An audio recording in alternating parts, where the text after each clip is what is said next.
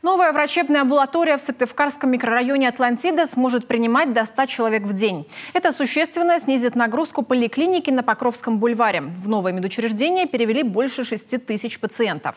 Кабинеты терапевта, гинеколога, неотложной помощи, а еще УЗИ, ЭКГ, прививочные и процедурные. Амбулатория оснащена всем необходимым. Александра Головина сегодня оценила условия в числе первых. В коридорах новой поликлиники еще пахнет свежим ремонтом, а вот пациентов пока почти нет. Сегодня первый официальный день работы медицинского учреждения. Всего же за ним закреплено 9 тысяч человек. Все это жители Сыктывкарского микрорайона «Орбита».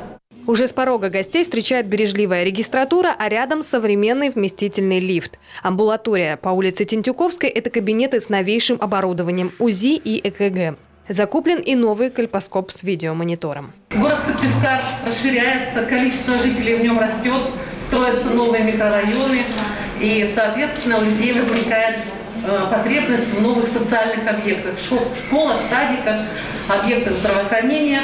И сегодня у нас как раз открытие такого объекта. 9 тысяч пациентов – это на первоначальном этапе. Трудиться для них будут 6 врачей-терапевтов.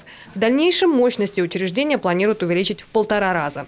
Новая амбулатория, конечно, сильно разгрузила поликлинику на Покровском бульваре. Жители долгое время жаловались на большие очереди и сложности с номерками к специалистам. Во-первых, очень долго не была на приемах у терапевтов. Мы с мужем на пенсии и решили зайти и обследоваться. Мы рядышком совсем живем, и очень удобно для нас теперь это. Ну, новое все. Вот, врач хороший. Но здесь удобнее, более-менее удобно, то, что вот рядом, во дворе. Атлантида большой комплекс, здесь надо и детский сад, и все. Молодых людей много. Новое подразделение Сыктывкарской поликлиники обошлось региональному бюджету больше, чем 44 миллиона рублей. Профильный министр поблагодарил застройщика жилого комплекса за сотрудничество.